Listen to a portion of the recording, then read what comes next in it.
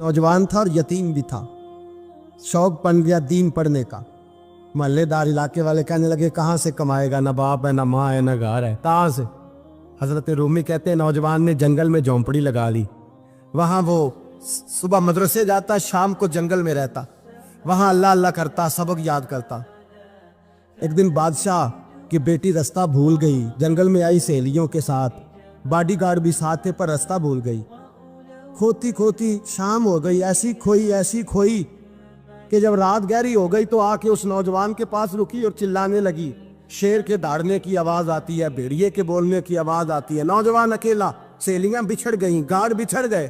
कहने लगी मैं परेशान हूँ, मुझे जगह मिल जाएगी। नौजवान कहता मैंने शहजादी देखी और मुझे भी पता था कि घर एक ही है और आग को अंदर से दरवाजा भी बंद करना पड़ता है, जंगल जानवर भी आ जाते हैं।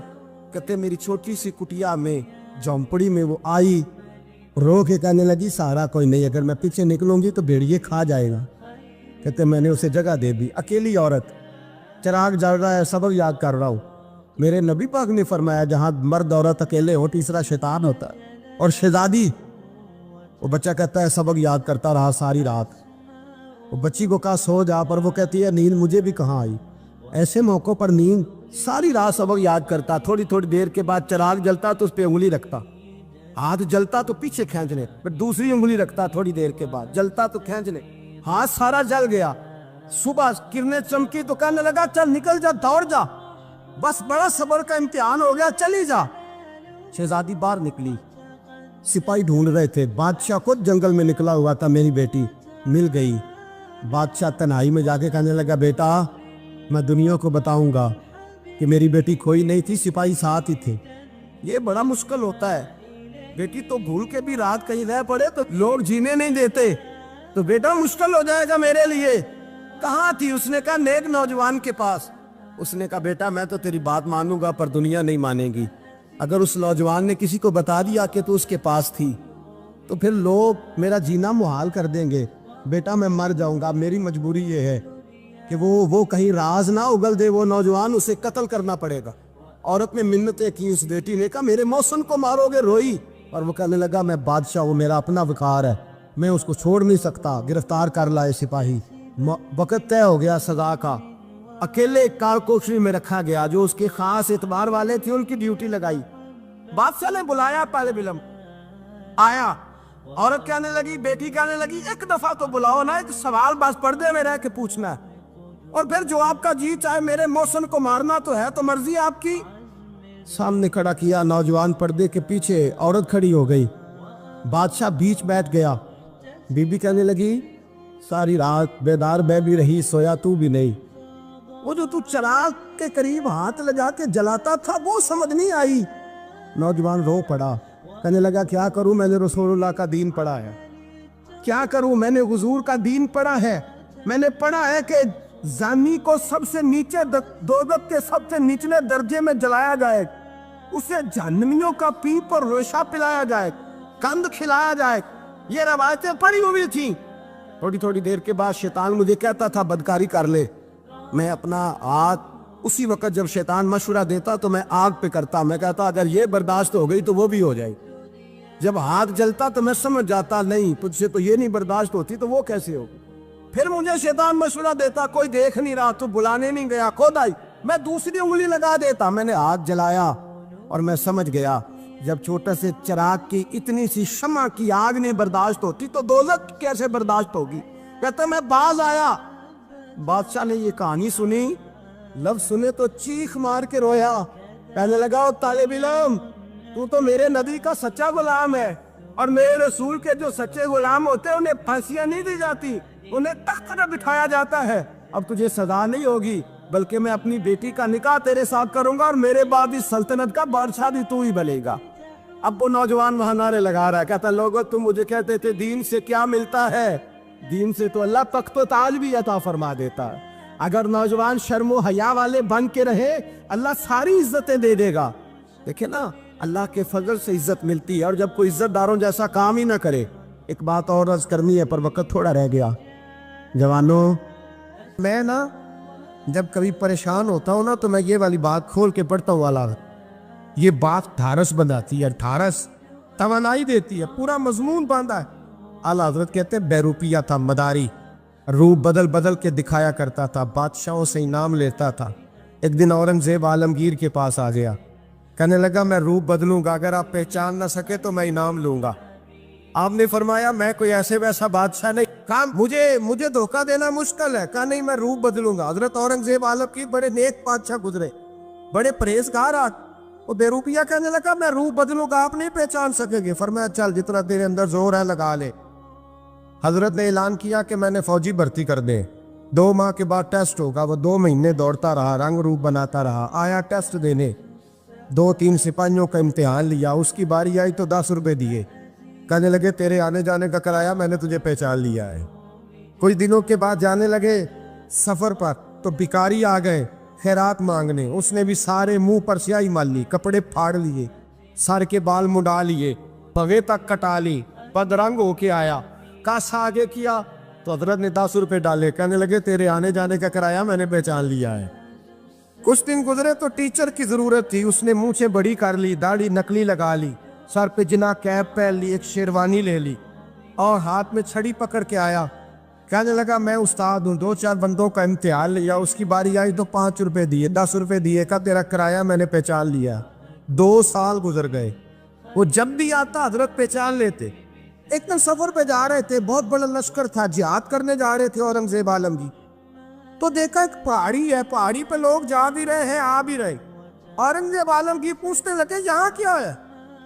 کہنے لگے بابا جی بیٹھے ہیں دعا کرتے ہیں, اللہ کے نیک بندے ہیں. اورنگزیب کہنے لگے یار پرانے لوگ سارے ہی اللہ والوں کو مانتے, یہ بھی مصیبت آئی ہے جتنی نہیں آئی ہے, سارے لوگ ہی مانتے. کہنے لگے ذرا میں دعا نہ کرا لوں, بچے کام جا رہا ہوں. اورنگزیب بادشاہ تھے, بادشاہ لوگ نازک مزاج ہوتے ہیں. گھوڑے سے اترے, بڑی مشکل سے پہاڑی پہ چڑھے, اوپر گئے تو لائن لگی ہے, بابا جی غار میں بیٹھے. کہنے لگے میں نے ملنا, میں اورنگزیب ہوں. انہوں نے کہا ہمارا بابا اس طرح کا پیر نہیں کہ امیر آئے تو رنگ اور ہو, غریب آئے تو اور ہو. یہاں اگر ملنا ہے تو لائن میں لگ جاؤ, سب ایک جیسے. اب لائن میں کھڑے ہو گئے, 50 آدمی آگے تھے. کہتے 51واں نمبر تھا. تھک گیا دھوپ میں کھڑا کھڑا. جب میں پہنچا غار کے دہانے تو میں نے بابا جی کے چہرے پہ نظر ڈالی تو بڑا نورانی چہرہ, بڑی خوبصورت لب و لہجہ. میں نے کہا میرے جیسا آدمی بھی پگڑی باندھ لے تو اچھا لگنے لگ جاتا ہے, بڑا خوبصورت انداز. کہتے ہیں میں ان کے پاس اتحیات کی حالت میں بیٹھ گیا. میں نے کہا حضور میں جا رہا ہوں جہاد کرنے, دعا کرنا. بزرگوں نے ہاتھ اٹھائے, اللہ اس کی مدد فرما, دین کو غلبہ عطا فرما, اسے دین کا سچا پکا سپاہی بنا. پھر تھپکی دی, 2-4 نصیحتیں نکال ڈالی. دیکھنا ظلم نہ کرنا, زیادتی نہ کرنا, جب تو جیت کر نہ کرنا, غرور نہ کرنا. نصیحتیں بھی کر دی. کہتے ہیں اب جب میں اٹھا تو 2-4 دینار بطور نذرانہ مسلح کے نیچے رکھے, اور الٹے قدم جب میں غار سے اترا انہوں نے رومال جھاڑا اور اٹھ کے کھڑے ہو گئے. کہنے لگے آج نہیں تو نے پہچانا, آج نہیں تو نے پہچانا, میرا انعام بنتا ہے, آج نہیں پہچانا, لا پیسے. اورنگزیب کہنے لگا یار تو نے حد کر دی, کہاں چڑھا کہاں کھڑا رہا, دھوپ میں تھک گیا, کمال کر دی بھائی تو نے. پتا تو کیا لے گا, اب تو جلدی بتا, وہ کتنے لوگ پیچھے دھوپ میں کھڑے ہیں, لشکر سارا کھڑا ہے, کیا لے گا. اس نے کہا سب سے قیمتی ہیرے وہ ہے جو تیرے سر کے تاج میں لگے ہوئے, مجھے تیرا تاج چاہیے. او بھائیو سننا اور یاد رکھنا, میرے اعلیٰ حضرت کہتے ہیں بادشاہ نے سر کے اوپر سے تاج اتارا, بہروپیے کے قدموں میں رکھا اور کہنے لگے یہ لے, اور یہ تو تیرا مانگنے پر میں نے دیا ہے نا, میں واپس آتا ہوں تو آنا, میں اپنی مرضی سے بھی تجھے دوں گا. تو نے اورنگزیب جیسے بندے کو دھوکہ دیا, آنا میں اس وقت بھی دوں گا. وہ دے کر بس بات ختم ہو گئی, حد ہو گئی. دے کر کہتے ہیں جب میں پلٹا نا واپس, بہروپیے نے آواز دی بادشاہ ٹھہر جا. تو میں نے پلٹ کے دیکھا تو کہنے لگے یہ اپنا تاج لے جا, اٹھا اور لے جا. میں نے کہا 2 سال بیت گئے تجھے محنت کرتے, آج قابو آیا تو لے جاؤ. کہنے لگا لے جا, مسئلہ سمجھ میں آ گیا. میں نے کہا مجھے بھی تو سمجھانا. کہتے ہیں وہ پھوٹ پھوٹ کے رویا, اس کی آنکھیں برس پڑی, سیلاب کی طرح آنسو بہہ نکلے, تڑپا اور رو کے کہنے لگا بادشاہ میں نے جھوٹ موٹ رسول اللہ کی غلامی اختیار کی تھی, جھوٹ موٹ کی داڑھی, جھوٹ موٹ کی پگڑی, جھوٹ موٹ کا فقر, میں نے جھوٹ موٹ نبی پاک کا لباس پہنا ہے, تو تیرے جیسے بادشاہوں کے تاج میرے قدموں میں آ گئے ہیں. اگر میں سچ مچ رسول اللہ کا غلام بنوں گا تو اللہ کیا کچھ عطا فرمائے، اللہ کتنی نعمتوں سے نوازے۔ میرے اعلیٰ کیا فرماتے ہیں؟ اعلیٰ حضرت فرماتے ہیں فرشتے بھی کرتے ہیں تعظیم میری۔ کون جی؟ اللہ ایسا عقیدہ بھی کم ملے گا جو بریلی کے امام کا عقیدہ ہے، ایسا بھی کم۔ کہتے ہیں فرشتے بھی کرتے ہیں تعظیم میری۔ کیوں؟ فرمانے لگے فدا ہو کے ان پر یہ عزت ملی۔ بغداد کے ایک درویش عالم تھے، تو وہ جب بھی نماز پڑھاتے نا تو کسی تاجر کی 2 بیویوں کے بارے میں دعا مانگتے۔ توجہ ہے میری بات پر؟ نماز پڑھاتے تو کہتے اللہ اس تاجر کی 2 بیویوں کو اپنی خاص رحمتیں عطا فرما۔ ایک دن لوگ ان کے گرد اکٹھے ہو گئے، کہنے لگے بابا جی بتائیں تو صحیح وہ بیویاں کون تھی جن کے لیے آپ دعا مانگتے؟ تو فرمانے لگے میرے شہر کا ایک تاجر تھا، بہت بڑا تاجر تھا، مالدار تھا پر بے اولاد تھا۔ اسے بغداد سے ملک شام جانا پڑتا تھا تجارت کرنے، اور کئی مہینے اسے شام کے ملک میں رہنا پڑتا تھا۔ اس نے اس طرح کیا کہ وہاں بھی ایک شادی کر لی۔ توجہ ہے نا میری بات پر؟ کیا کر لیا اس نے؟ دوسری شادی کرنا مرد کے لیے جائز ہے، تیسری کرنا بھی، چوتھی کرنا بھی بھیا کے وقت، مگر اگر انصاف کر سکے تو۔ اگر چاروں میں ہم نہ آدھا مسئلہ سنتے ہیں اور آدھا ہی بیان کرتے ہیں، اگر انصاف نہ کر سکے پھر اس کے لیے 4 جائز، پھر وہ ایک ہی رکھے گا۔ تو عزیز دوست دوسرا نکاح کر لیا، شادی ہو گئی۔ اب وہ وہاں کچھ زیادہ وقت گزارنے لگا، مالدار آدمی تھا، بیوی کو مکان بھی لے کے دے دیا۔ اب وہ دیر سے آتا واپس، اور جب آتا بھی تو اس کے وہ والے انداز نہ ہوتے جو پہلے ہوا کرتے تھے۔ اب بیوی سے بڑا جاسوس بھی کوئی نہیں ہوتا، اس کو تو پہلے پتہ چل جاتا ہے کہ ماجرا کیا ہے، اسے بڑی خبر ہوتی ہے۔ تو اس نے محسوس کر لیا کہ بدلے بدلے سے میری سرکار نظر آتے۔ وہ کہنے لگی اب کہ جب آتا جاتا ہے تو اس کے حالات کچھ بدلے سے ہیں، ماحول کچھ اور ہے۔ اس نے ایک بوڑھا آدمی جو اس کا عزیز بھی تھا اور سمجھدار بھی تھا اس کو تیار کیا۔ کہنے لگی اب کہ جب ملک کے شام جائے نا تو اس کا پیچھا کرنا اور خبر کرنا کہ کہاں رہتا ہے، کہاں جاتا ہے، کیا کرتا ہے۔ وہ بوڑھے بزرگ جو تھے وہ خاتون کے کہنے پر کچھ اس نے کرایہ بھی دیا۔ وہ اس تاجر کے پیچھے گئے اور واپس آ کے خبر دی۔ کہنے لگے کہ یہ تو 2-3 سال بیت گئے، اس نے وہاں بھی شادی کی ہوئی ہے، تجھے بتایا ہی نہیں۔ ابھی بھی بڑی سمجھدار تھی، حوصلہ مند، زیرت، اس نے شور نہیں مچایا۔ اس نے کہا کہ میں نا اب جب آئے گا نا تو طریقے سے بات کروں گی اور پوچھوں گی کہ ایسا کیوں کیا۔ اور یہ بھی اس نے آ کے بتایا کہ اگر تیرے ساتھ نکاح کے بعد اسے اولاد نہیں ملی تو اولاد وہاں بھی کوئی نہیں، یہ مکمل تفصیلات۔ اب جب اس دفعہ خامند آیا تو آتے ہی وہ بیمار ہو گیا، کمزور ہونے لگا۔ اب خاتون نے مناسب نہیں سمجھا کہ آتے ہی دڑام سے میں اس کے سر پر یہ ٹھوڑ دوں کہ تو نے نکاح کیا ہوا ہے اور مجھے بتایا نہیں۔ وہ ذرا تسلی میں رہی، کچھ وہ بیمار تھا، حوصلہ رکھا، خدمت کرتی رہی۔ کچھ دن گزرے تو وہ تاجر انتقال کر گیا، فوت ہو گیا۔ اب راز کھل نہ سکا، عدت گزاری، اور جب سارا مال جمع کیا نا تو اشرفیوں کی بوریاں بھر گئی۔ سارا مال اس بی بی کا، 4 بوریوں میں اشرفیاں، 4۔ یہاں تو پیٹ کا دوزخ ہے، معاذ اللہ بھرتا ہی نہیں۔ حل من مزید، حل من مزید۔ وہ جو کہتے تھے نا کہ بس باہر چلا جاؤں اور باہر میں کچھ تھوڑے سے پیسے کما کے 2-3 سال میں لوٹ آؤں گا، پھر یہاں آ کے کوئی کاروبار کروں گا، وہ گئے ہیں تو واپس نہیں آئے۔ وہ جو کہتے تھے نا بس میں نے اتنا سا کاروبار کرنا ہے کہ مکان بن جائے، انہوں نے 4 مکان بھی بنا لیے ہیں، لیکن بریک حل میں مزید کی دوڑ ہے۔ اب 4 بوریاں اس عورت نے چھپائے رکھی، کوئی بندہ نہیں جانتا بغداد میں کہ ملک کے شام میں تاجر کی دوسری بیوی بھی ہے۔ جب وہ فارغ ہوئی تو اس نے اس بوڑھے جاسوس کو پھر بلایا اور 2 بوریاں اونٹ پہ رکھی، خود بھی ساتھ بیٹھی اور ملک شام گئی۔ اللہ اکبر۔ وہ بزرگ کہتے ہیں میں ایسے نہیں دعا کرتا۔ اس کو جا کے کہنے لگی میں اکیلی وارث نہیں ہوں، آدھے کی وارث تو بھی ہے۔ میں اکیلی وارث نہیں، یہ تقسیم وراثت ہے، آدھی کی وارث تو بھی ہے، تو رکھ اپنے پیسے۔ مجھے پتہ ہے اس نے نکاح کیا تھا پر مجھے بتایا نہیں تھا، تو رکھ اپنے پیسے، میں تجھے دے رہی ہوں، آدھے تیرے ہیں آدھے میرے ہیں۔ اس نے نظر اٹھائی تو رو پڑی، کہنے لگی نہیں اب یہ سارے تیرے ہی ہیں۔ अगर तू अल्लाह से डरती है तो मैं भी रब से डरती हूँ, अगर तू मुस्तफ़ा करीम का कलमा पढ़ती है तो मैं भी उसी नबी की मानने वाली हूँ। कहा बात क्या है, मेरा क्यों है सारा?